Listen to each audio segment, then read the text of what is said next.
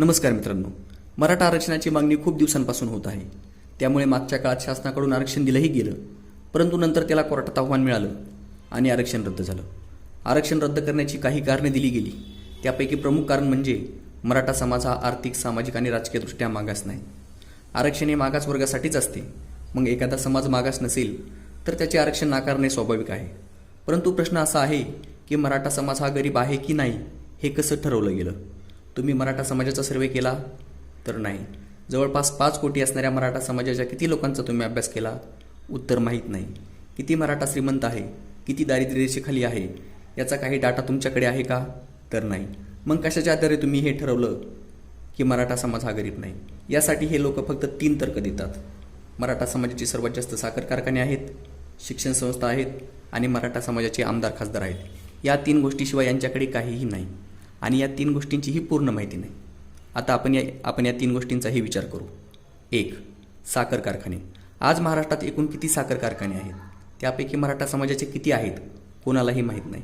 फक्त मराठा समाजाचे सर्वात जास्त आहेत हे माहीत आहे. परंतु जर काही कारखाने मराठा समाजाचे असतील तर याचा बाकीच्या सर्वसामान्य मराठ्यांना काय फायदा?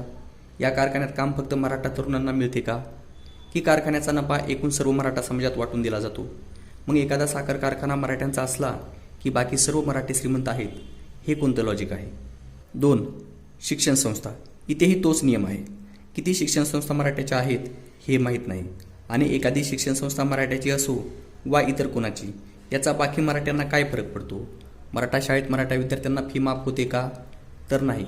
उलट शाळा मराठ्याची असली तरी सर्व विशेष सुविधा मागासवर्गीय विद्यार्थ्यांना मिळतात, मराठा मुलांना नाही. त्यामुळे हा दावाही पूर्णपणे खोटा आणि खोडसाळपणाचा आहे. 3. मराठा आमदार खासदार. आता मी तुम्हाला एक गोष्ट सांगतो. एकेकाळी आमचे आमदार आणि खासदार मराठा समाजाचे नव्हते. त्यामुळे मराठा समाजाची परिस्थिती खूप वाईट झाली होती. अनेक मराठी दारिद्र्य रेषेखाली होते. शेतकरी आत्महत्या करत होते. अनेक मराठा तरुण शिक्षण घेऊनही बेरोजगार होते. अनेकांना आपल्या मुलांना शिक्षक देणेही कठीण झाले होते. म्हणजे संपूर्ण मराठा समाज संकटात सापडला होता. नंतर काही दिवसांनी निवडणुका झाल्या आणि आमचे आमदार आणि खासदार दोन्ही मराठा समाजाचे झाले. मग काय, परिस्थिती बदलायला लागली. आमदार खासदार निधीतून सर्व मराठ्यांना महिन्याला अनुदान मिळू लागले. लोकांचे दारिद्र्य संपू लागले.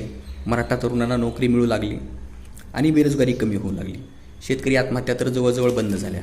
अर्थात आमदार आणि खासदार मराठा असल्याने सर्व मराठा समाज सुखाने राहू लागला. नंतर काही दिवसांनी महाराष्ट्राचा मुख्यमंत्री पण मराठा समाजाचा झाला आणि मग काय, मराठ्यांना काम करण्याचीही गरज राहिली नाही. सर्व मराठी बसून खाऊ लागले. आता काही लोक तर असं बोलत आहेत फक्त पंतप्रधान मराठ्यांचा झाला पाहिजे. मग मराठ्यांना काम तर सोडा, पृथ्वीवर राहण्याचीही गरज राहणार नाही. सर्वांना चंद्रावर सर्व सुखसोयी असणारे अलिशान घर मिळेल आणि आम्ही येणाऱ्या निवडणुकीचीच वाट पाहत आहोत. कशी वाटली गोष्ट? जेवढी फालतू ही गोष्ट आहे त्यापेक्षा कितीतरी फालतू हा तर्क आहे की मराठा समाजाचे आमदार खासदार असल्याने मराठा समाज गरीब नाही, आणि त्यापेक्षाही फालतू हा तर्क देणारे आहे. परंतु हे चालत राहील. म्हणून आपण ठरवायचं आहे की आपल्याला काय करायचं आहे आणि काही करण्यासाठी पहिल्यांदा सर्वांना एकत्र यावं लागेल. धन्यवाद.